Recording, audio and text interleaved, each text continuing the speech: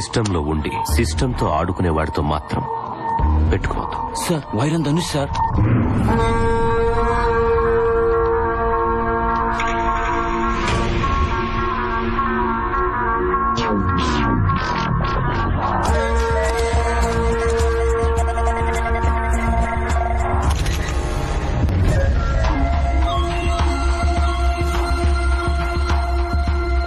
Welcome బాబు.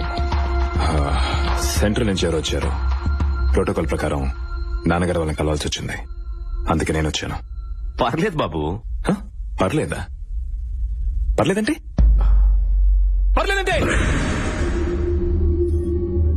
ప్రతి నా కొడుకు ఇంత చేస్తారు.